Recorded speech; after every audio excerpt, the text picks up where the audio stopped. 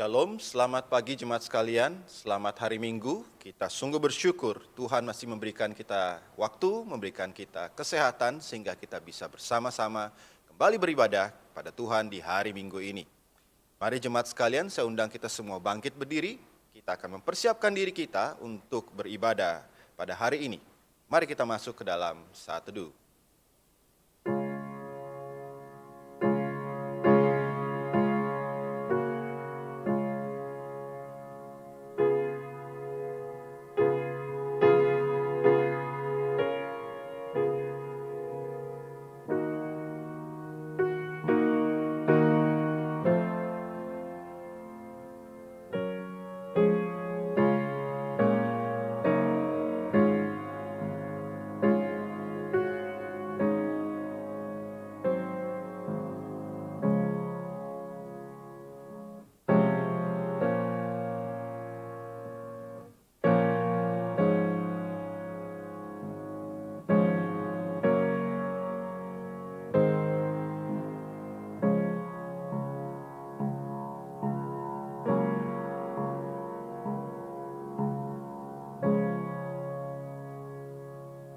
Jemaat sekalian, dengarkanlah ayat panggilan ibadah yang terambil dari Mazmur nomor 96 ayatnya yang ke-8 dan 9. Berilah kepada Tuhan kemuliaan namanya, bawalah persembahan dan masuklah ke pelatarannya. Sujudlah menyembah kepada Tuhan dengan berhiaskan kekudusan. Gemetarlah di hadapannya, hai segenap bumi. Mari jemaat sekalian, kita akan bersama-sama memuji Tuhan, kita menyembah, meninggikan Dia, memuji Dia akan kasih-Nya. Datang menyembah Raja yang mulia. Datang menyembah Raja yang mulia. Ku mau memuji tentang kasih-Nya. Sejak dahulu Dialah pelindungku. Dia bertakhta di surga penuh mulia. Datang memuji kasih besar-Nya. Terang jubah-Nya, langit tirai-Nya. Allah datang menembus awan gelap. Guntur angin topang tak merintanginya. Ku mau tuturkan kasih rahmat-Nya, tiupan nafas-Nya, pancarkan terang-Nya. Ku mau tuturkan kasih rahmat-Nya, tiupan nafas-Nya, pancarkan terang-Nya. Sumber dari bukit turun teladan, Ya curahkan hujan sejukkan bumi. Silakan duduk jemaat sekalian. Pada kesempatan ini kita ingin juga merendahkan hati, merendahkan diri kita untuk mengakui segala kesalahan kita. Dengarkanlah firman Tuhan yang terambil dari Mazmur nomor 25 ayat yang ke-18 berbunyi demikian. Tiliklah sengsaraku dan kesukaranku, dan ampunilah segala dosaku. Jemaat sekalian, mari kita bersama-sama. Kita akan mengaku di hadapan Tuhan segala kegagalan, segala kelemahan, segala dosa-dosa kita. Karena dekat pelukannya saja, kita bisa mendapatkan ketenangan.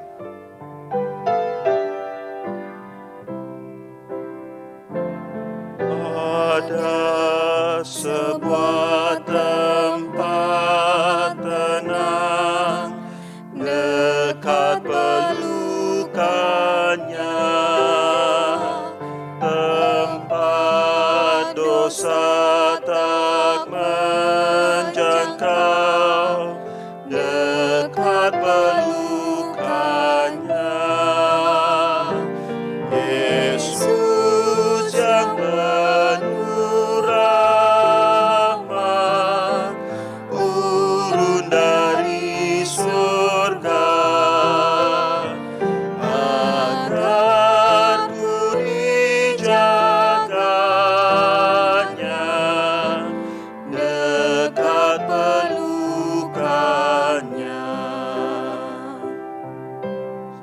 jemaat sekalian, kita bangkit berdiri. Ada sebuah tempat hangat dekat pelukan. Ada sebuah tempat hangat dekat pelukannya, tempat bertemu Allahku dekat pelukannya. Yesus yang penuh rahmat turun dari surga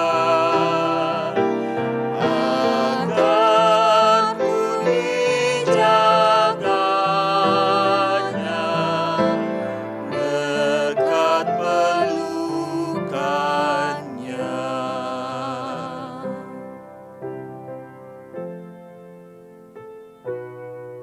Terima kasih dalam Tuhan, mari saat ini kita merendahkan hati di hadapan Tuhan yang Maha Kudus. Kita mengaku dosa dan kesalahan kita di hadapannya. Kita berdoa.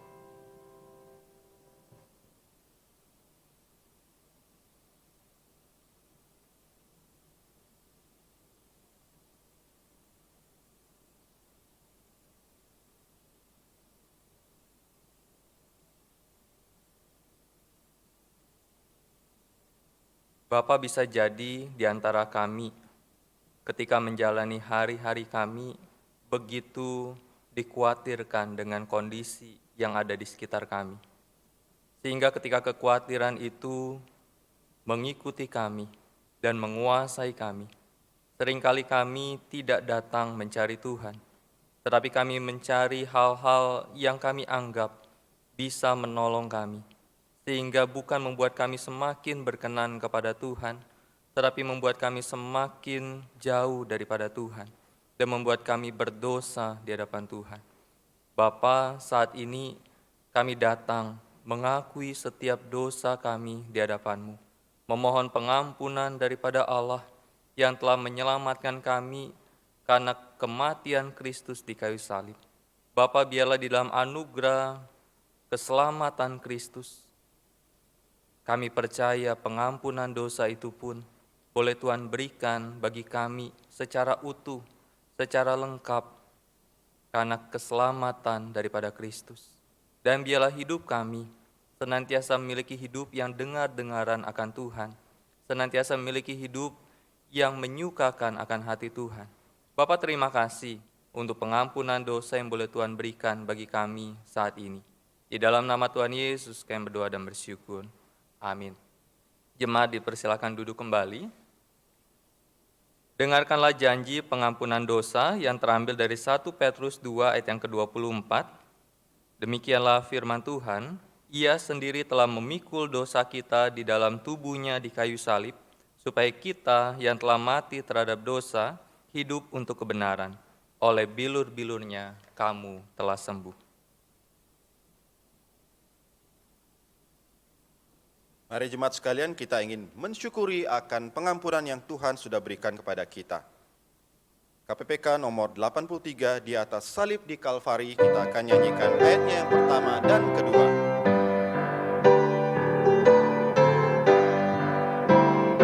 Di atas salib di Kalvari, ku serahkan dosaku yang keji, oleh darahnya aku bersih.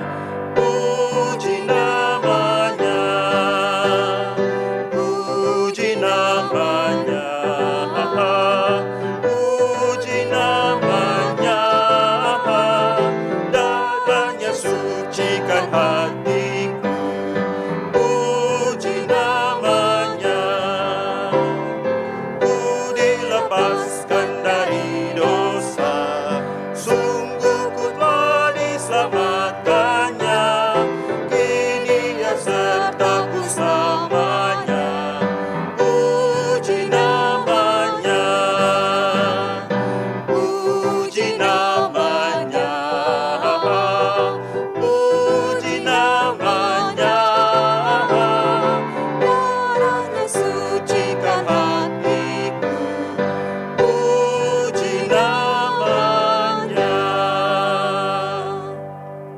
Jemaat sekalian, saya undang untuk bangkit berdiri. Kita akan sama-sama mengakui akan iman kita dengan pengakuan iman rasuli yang berbunyi seperti berikut ini. Aku percaya kepada Allah, Bapa yang Maha Kuasa, Khalik langit dan bumi, dan kepada Yesus Kristus, anaknya yang tunggal, Tuhan kita, yang dikandung daripada Roh Kudus, lahir dari anak darah Maria, yang menderita sengsara di bawah pemerintahan Pontius Pilatus, disalibkan, mati dan dikuburkan, turun ke dalam kerajaan maut. Pada hari yang ketiga, bangkit pula dari antara orang mati, naik ke surga, duduk di sebelah kanan Allah, Bapa yang Maha Kuasa, dan dari sana ia akan datang untuk menghakimi orang yang hidup dan yang mati. Aku percaya kepada Roh Kudus, gereja yang kudus dan am, persekutuan orang kudus, pengampunan dosa, kebangkitan tubuh dan hidup yang kekal. Amin. Silakan duduk.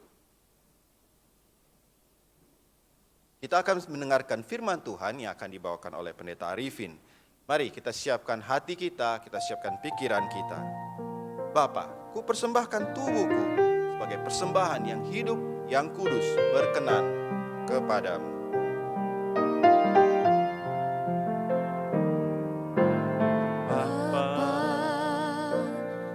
Persembahkan tubuhku sebagai persembahan yang hidup, kudus, dan yang berkenan padamu, sebagai ibadah yang sejati. Ku sembah Kau Tuhan. Ku sembah Kau Tuhan, ku sembah Kau Tuhan,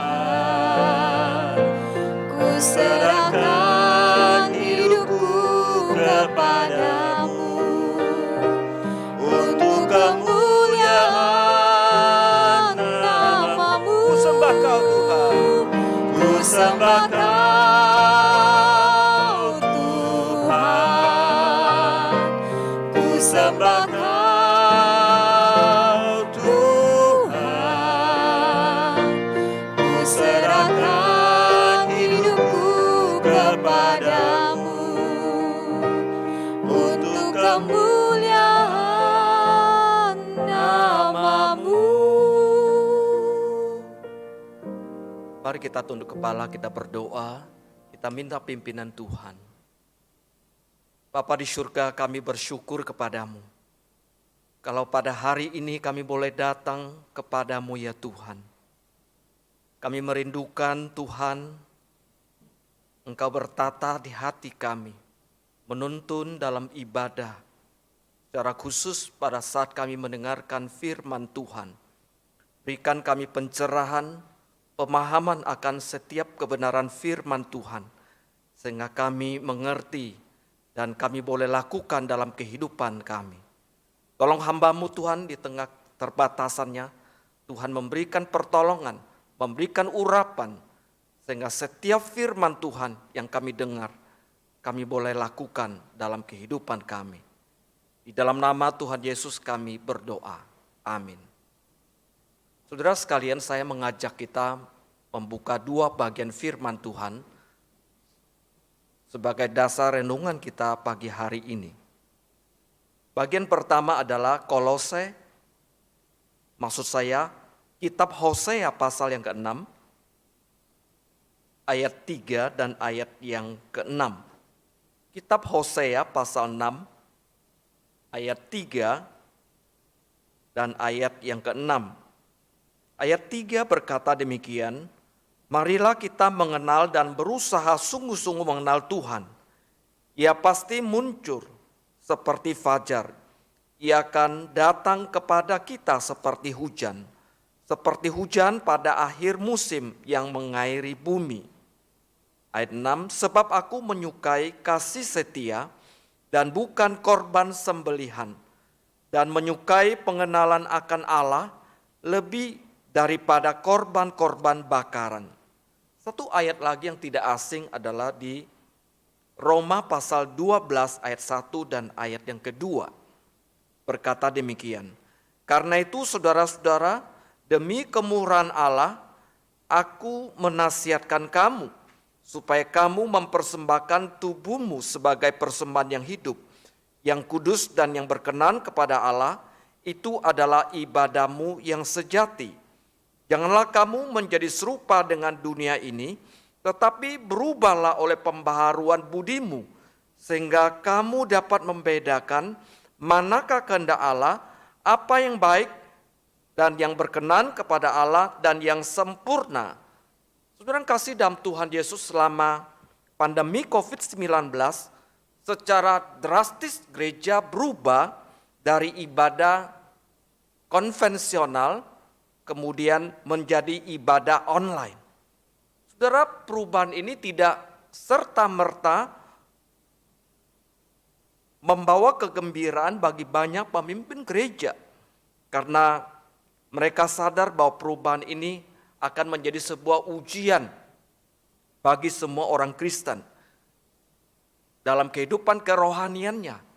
Apakah selama pandemi ini, perubahan ibadah ini, orang-orang Kristen masih tetap setia beribadah, masih tetap setia membaca firman Tuhan, masih tetap berdoa kepada Tuhan?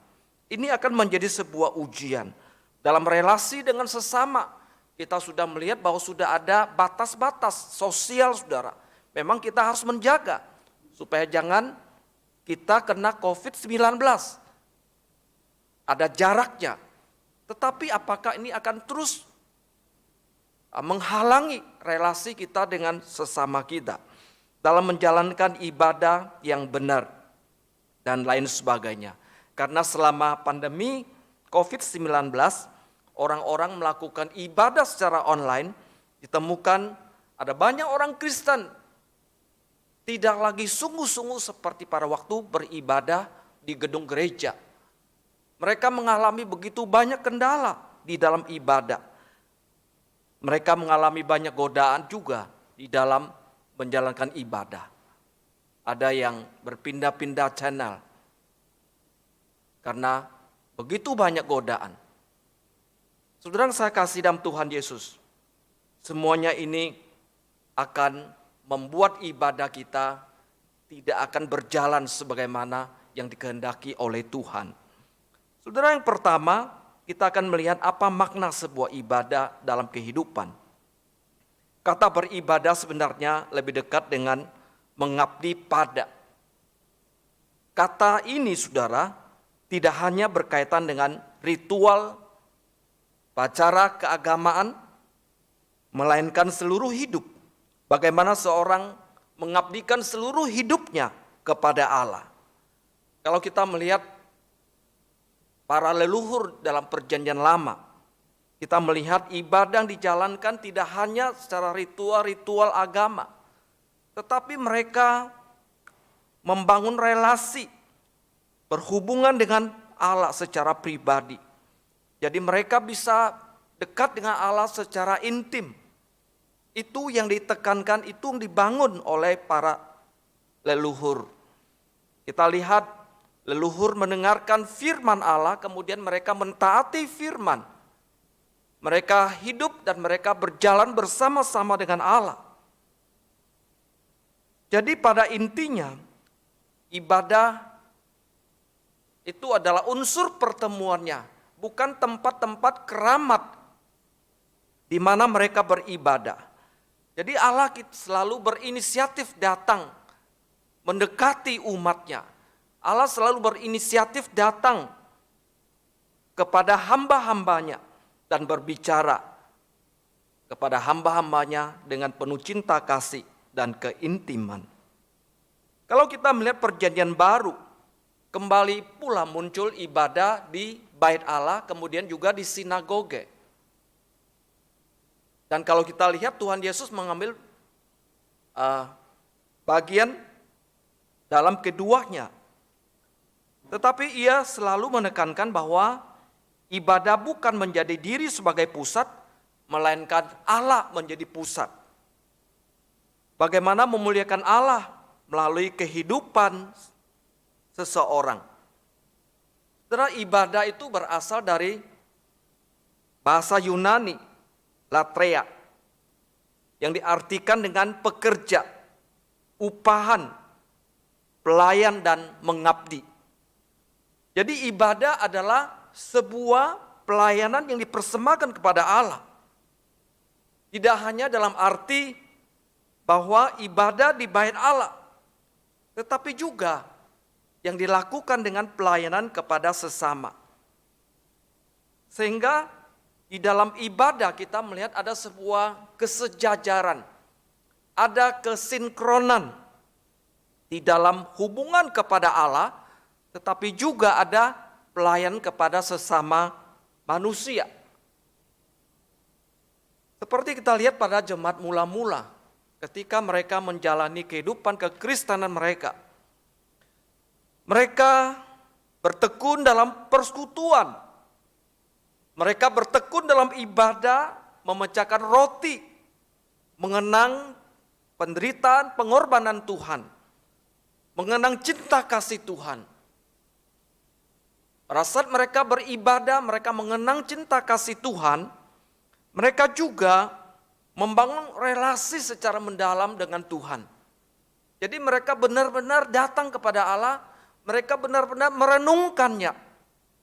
Baik mereka yang lakukan di bait Allah ataupun di rumah-rumah. Mereka membangun sebuah relasi yang mendalam. Sehingga inilah yang membuat iman dan kekristenan mereka menjadi militan. Menjadi sangat teguh. Sehingga tidak tergoyahkan oleh apapun sekalipun pada saat itu ada penganiayaan. Sehingga saudara dalam wujud mereka mengalami kasih dan kuasa Allah. Dalam kehidupan ibadah mereka kemudian terpancar di dalam pelayan kasih kepada sesama manusia. Saudara, sungguh kita melihat ada sebuah kesejajaran. Hubungan mereka kepada Allah yang dilakukan dengan ibadah, dengan persekutuan, dengan memecahkan roti. Tapi mereka juga memperdalam hubungan dengan sesama manusia. Di Kisah Rasul mengatakan bahwa jemaat mula-mula ada yang mereka menjual harta mereka, ada yang menjual rumah mereka, kemudian mereka mempersembahkannya. Mereka membagi-bagikannya kepada orang yang membutuhkannya. Itulah sebagai sebuah wujud bahwa mereka mengalami Allah dan kasih itu terpancar dalam kehidupan mereka sehari-hari. Hal yang sama juga kita dapat melihat kehidupan ibadah pada jemaat Makedonia. Bagaimana mereka memahami sebuah ibadah sejati dalam hubungan Allah dan sesama manusia. Saudara, mereka melihat bahwa Allah bekerja, berkarya melalui kehidupan setiap jemaat di dalam berbagai relasi, situasi dan keadaan. Sehingga Paulus memuji mereka. Paulus mengatakan selagi dicobai dengan berat dalam berbagai penderitaan, sukacita jemaat Makedonia meluap. Meskipun mereka sangat miskin secara materi, namun mereka kaya dalam kemurahan. Mereka memberikan menurut kemampuan mereka, bahkan melampaui kemampuan mereka.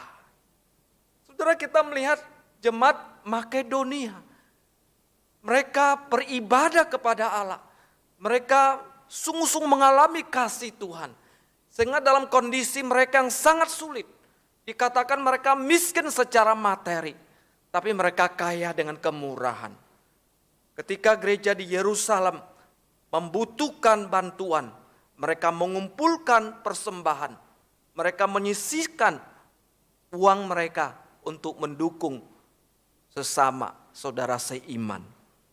Sudah jadi ibadah mereka tercermin dalam pelayanan kasih. Saudara, ibadah sejati tidak bisa dipisahkan dengan pelayanan kasih kepada sesama manusia. Pelayanan kasih itu adalah buah daripada ibadah sejati yang dipersembahkan kepada Allah. Dan itu harus muncul di dalam kehidupan kita. Cara khusus untuk saat-saat seperti ini. Kalau kita mengatakan kita orang beribadah, Kalau kita mengatakan kita mengalami kasih Tuhan, saudara, kasih itu harus terpancar dalam kehidupan kita kepada sesama kita yang membutuhkan doa, membutuhkan bantuan kita. Yang kedua, saudara, bagaimana saya mengetahui bahwa ibadah yang saya lakukan adalah ibadah yang sejati? Bagaimana saya mengeceknya? Saudara, mungkin langkahnya sederhana. Yang pertama, kita akan bertanya apakah saya sudah memperlakukan Allah sebagai Allah dalam seluruh kehidupan saya. Ini pertanyaan yang mendasar sekali, saudara. Apakah saya sudah memperlakukan Allah sebagai Allah dalam kehidupan saya? Apakah saya sudah memperlakukan Tuhan Yesus sebagai Tuhan dalam kehidupan saya?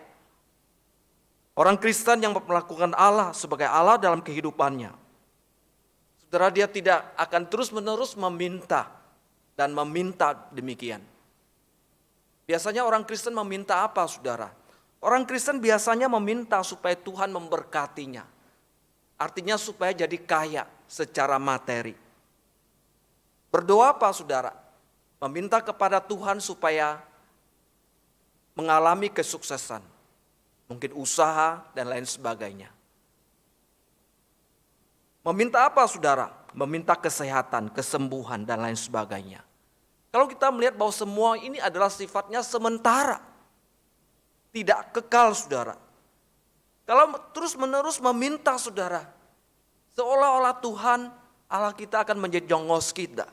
Kita hanya minta-minta, saudara, untuk hal-hal yang sementara, bukan hal-hal yang sifatnya kekal.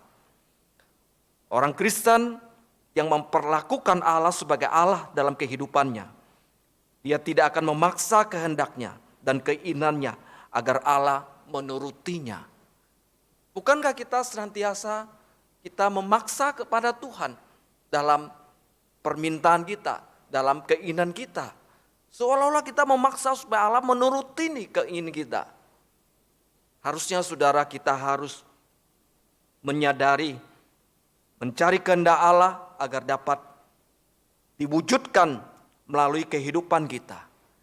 Kita akan bertanya, apakah kehendaknya agar ia bisa mengalami sebuah ujian atau cobaan? Hal-hal yang menyakitkan, penderitaan, menunggu dengan sabar, memberi diri, mentaati firman. Hal demikian, saudara, yang perlu kita berdoa, bertanya kepada Tuhan. Apakah Tuhan mengizinkan dan mengkehendaki saya mengalami hal-hal demikian, agar saya bisa menjadi berkat, agar saya bisa menyenangkan hati Tuhan. Jikalau kita memperlakukan Allah sebagai Allah,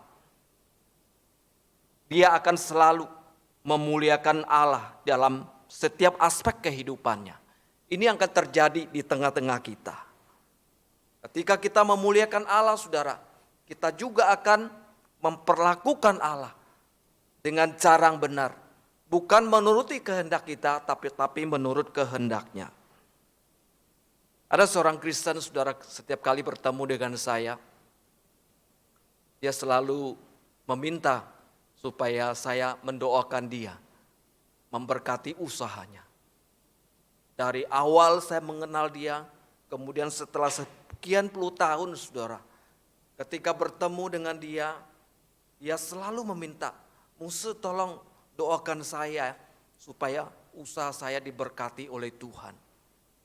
Saudara, kita melihat bahwa ini bukan permintaan yang salah. Tetapi kalau seluruh hidup kita, konsentrasi kita hanya untuk hal-hal yang demikian, maka sedihlah hati Allah melihat bahwa hidup kita hanya tertuju pada hal-hal yang fana dan yang sementara. Firman Tuhan berkata demikian, "Bangsa ini datang mendekat dengan mulutnya dan memuliakan aku dengan bibirnya, padahal hatinya jauh daripadaku dan ibadahnya kepadaku hanyalah perintah manusia yang dihafalkan." Ini Yesaya berkata demikian. Firman Tuhan berkata, bangsa ini hanya datang mendekat aku dengan mulutnya, padahal hatinya jauh daripadaku. Saudara, bukannya ini sebuah hal yang miris menyedihkan kita, saudara. Bahwa kita datang kepada Tuhan tetapi hati kita jauh daripada Tuhan. Karena Tuhan tahu hati kita, di mana hati kita berada pada saat kita datang kepadanya. Tuhan katakan bangsa ini hanya ibadah dengan bibirnya saja. Apa yang lihat hanya tampak di permukaan saja. Tetapi hatinya jauh daripadaku. Tidak heran bahwa bangsa Israel mereka membangun ritual-ritual agama. Ibadah mereka begitu luar biasa. Mereka mengacungkan tangan kemudian dengan segala kebesaran yang tertampak di luar. Tetapi hal yang menyedihkan adalah Tuhan katakan bahwa hatinya jauh daripadaku.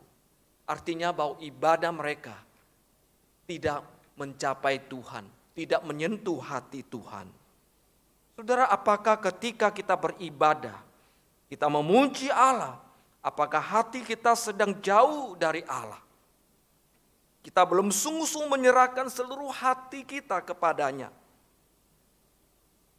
Kita beribadah, saudara, hanya tampak di luar saja. Kelihatannya begitu baik. Tetapi kita tidak berjumpa dengan Allah. Karena kita belum mempersembahkan seluruh hidup kita kepadanya. Sehingga Paulus berkata kepada jemaat Roma, dia mengatakan, karena itu saudara-saudara, demi kemurahan Allah, aku menasihatkan kamu, supaya kamu mempersembahkan tubuhmu sebagai persembahan yang hidup, yang kudus dan yang berkenan kepada Allah. Itu adalah ibadahmu yang sejati.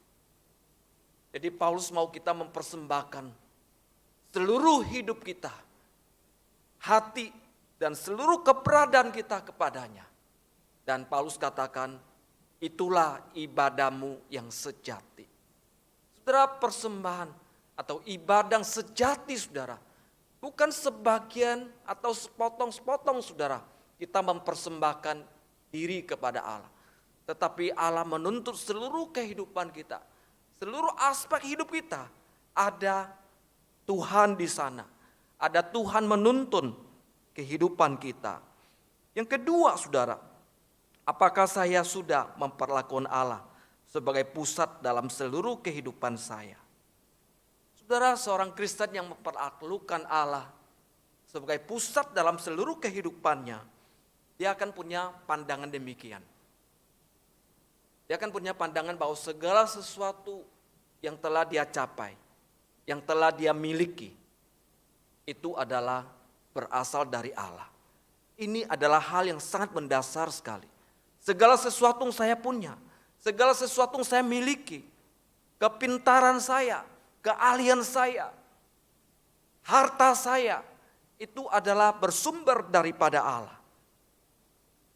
Dan saya sebagai hamba hanya pengelola saja. Apa yang Tuhan percayakan kepada saya. Saudara, ini adalah hal yang sangat mendasar sekali bagi seorang Kristen. Sehingga dia tidak mempusatkan seluruh hidupnya untuk dirinya. Tapi dia selalu melihat bahwa berasal dari Allah. Allah adalah sumbernya segala berkat. Dan apa yang dia miliki itu adalah titipan daripada Allah. Dan dia adalah hamba yang mengelola. Kalau dulu saya adalah hamba dosa. Saya adalah dibelenggu oleh berbagai dosa dan kegelapan. Kuasa kejahatan. Tetapi sekarang Kristus sudah membebaskan saya. Kristus sudah menebus dosa-dosa saya. Sehingga saya menjadi miliknya.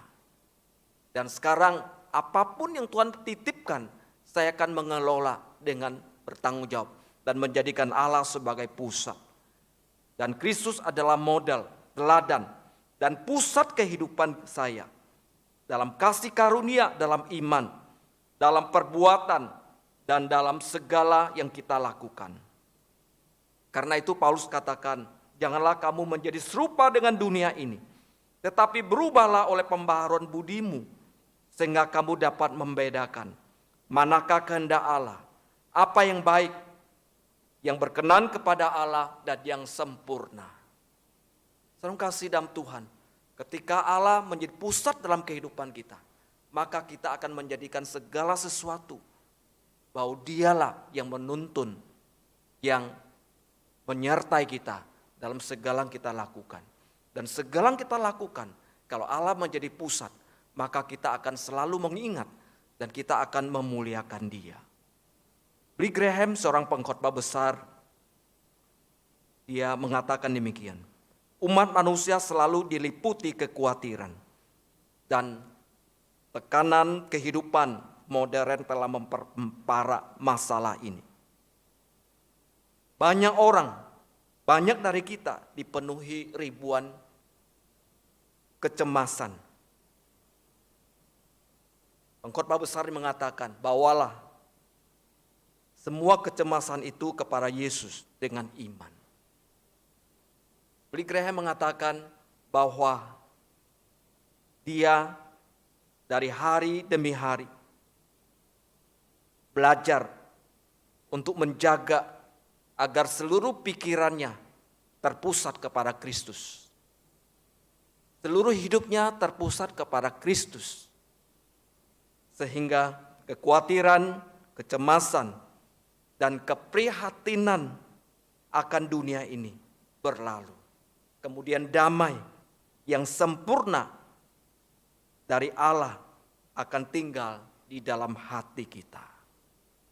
Yang terakhir, apakah kehidupan ibadah saya sudah terpancar dalam kasih dan pelayanan kepada sesama?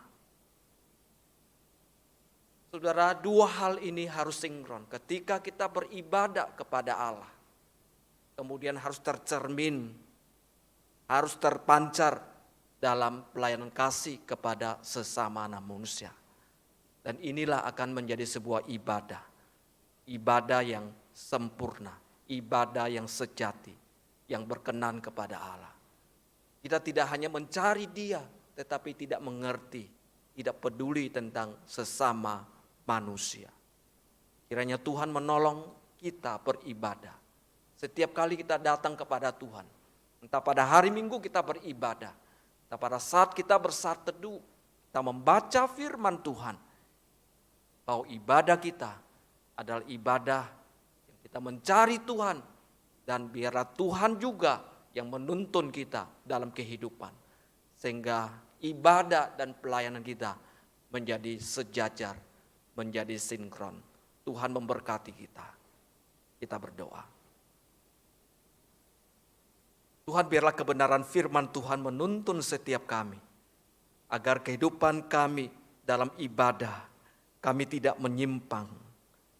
Biarlah kami tidak hanya mencari hal-hal yang rohani, pengetahuan firman Tuhan yang mendalam, tapi kami tidak mengerti tentang pelayanan kepada sesama manusia.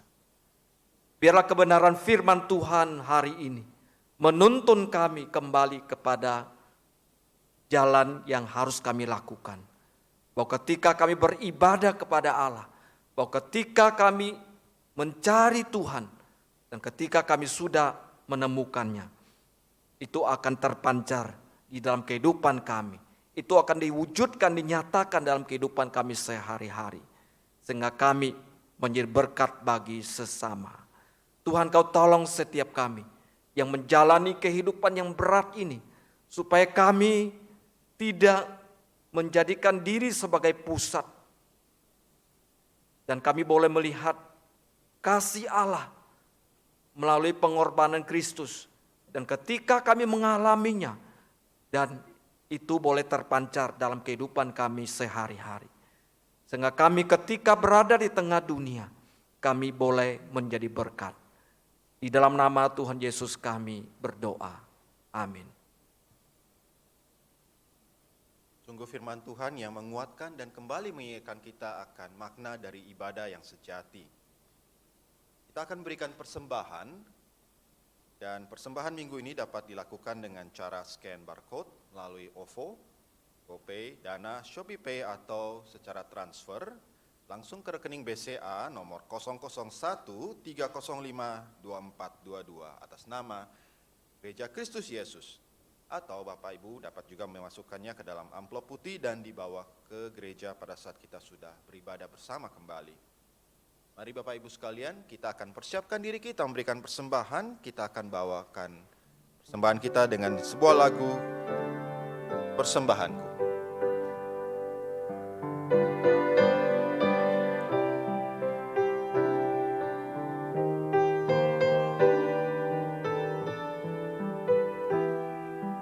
Kubawa kepadamu, oh Tuhan, persembahanku ini.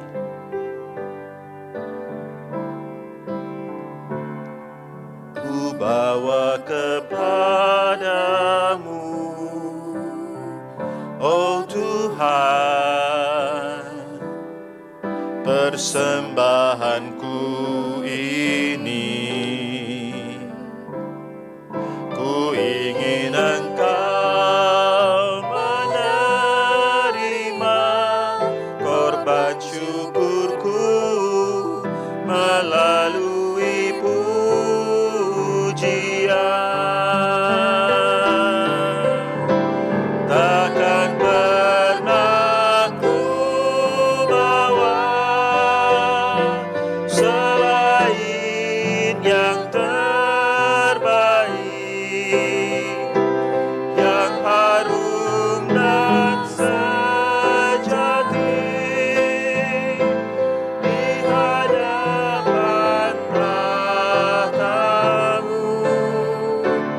Yesus, ku terimalah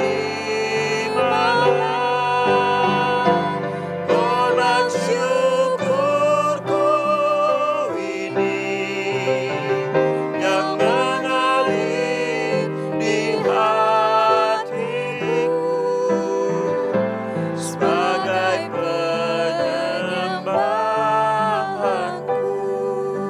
Kubawa kepadamu, kubawa kepadamu, oh Tuhan, persembahanku ini. Ku ingin Engkau menerima korban syukurku melalui pujian. Kita bangkit berdiri. Takkan pernah ku bawa selain yang terbaik, yang harum dan sejati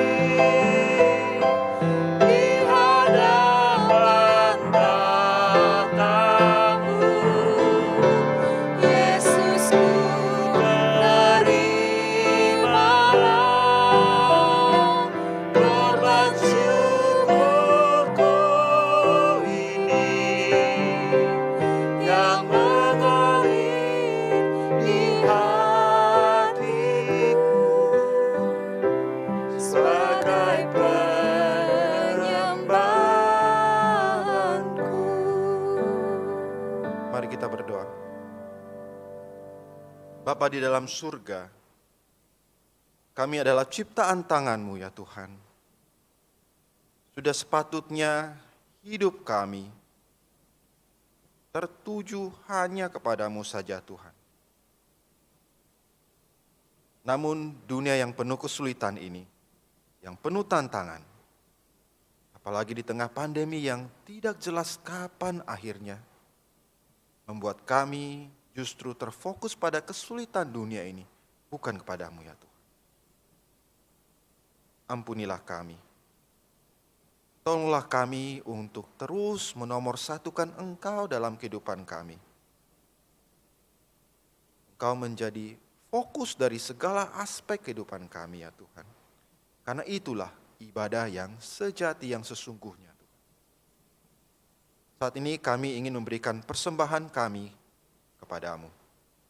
Disiplinkan kami Tuhan untuk selalu mengutamakan Engkau dalam kehidupan kami, melalui harta kami. Karena kami sadar Tuhan, Engkau memelihara. Kau akan menjaga kami. Terimalah persembahan ini ya Tuhan. Kuduskan dan pakai untuk pelajaran kerajaan-Mu. Dalam nama Yesus kami berdoa. Amin. Silakan duduk jemaat sekalian. Kita akan mendengarkan berita penggembalaan.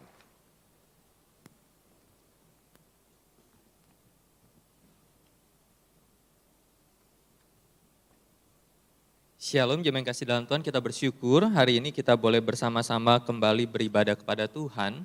Dan doa kami, biarlah kita senantiasa terus dipelihara oleh Tuhan. Ada beberapa berita pengembalaan yang bisa saya sampaikan hari ini. Yang pertama adalah hari ini kita bersyukur kita boleh kembali melaksanakan sakramen perjamuan kudus, baik di gereja ataupun di rumah kita masing-masing. Dan kiranya seluruh jemaat dapat menyelami pengorbanan dan cinta kasih Tuhan dengan terus membangun relasi dengan Tuhan secara lebih mendalam dan memberi diri untuk melayani Tuhan. Kemudian yang kedua, hari ini adalah minggu pertama, karena itu mari kita. Jadi yang dimaksud dengan kita adalah seluruh anak-anak Tuhan, termasuk juga hamba-hamba Tuhan, bersama-sama menyerahkan persembahan persepuluhan kepada Tuhan.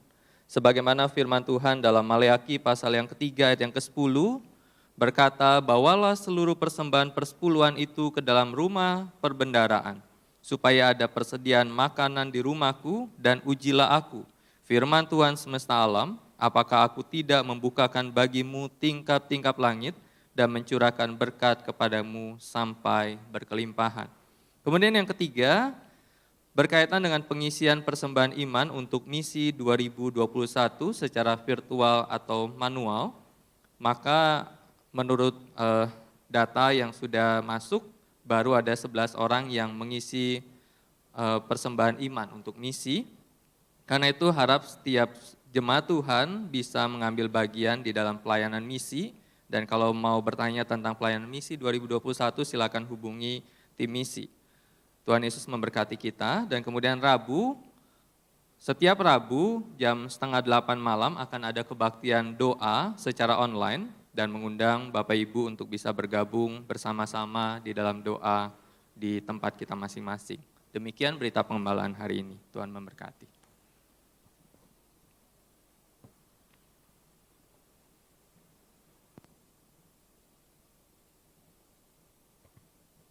Jemaat yang saya kasih dalam Tuhan, kita sudah mendengarkan firman Tuhan dan kita akan lakukan dalam kehidupan kita. Saya mengundang jemaat berdiri, kita akan mengakhiri ibadah kita. Kembalilah ke dalam kehidupan sebagai seorang murid Kristus. Taatilah firman dan bersaksilah bagi Tuhan. Kuatkanlah yang lemah dan bantulah yang kekurangan. Kasihilah dan layanilah Tuhan dengan segenap hatimu. 回到你身为基督门徒的生活中，遵从主道，为主做见证，兼顾软弱的，帮助缺乏的，全心全意爱主，侍奉主。Doxology。Puji Allah Bapa Putra, puji Allah Roh Kudus, ketiganya yang esa. Pohon selamat sumber berkat.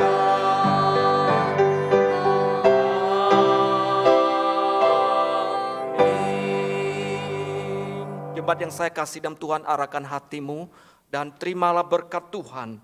Tuhan memberkati engkau dan melindungi engkau. Tuhan menyinari engkau dengan wajah-Nya dan memberi engkau kasih karunia. Tuhan menghadapkan wajah-Nya kepadamu dan memberi engkau damai sejahtera.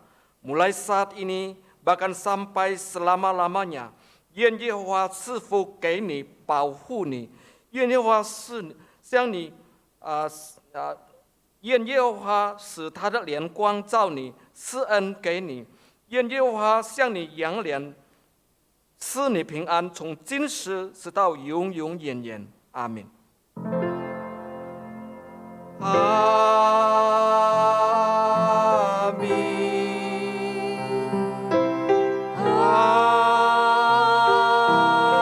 门。 阿门。 阿门。 阿门。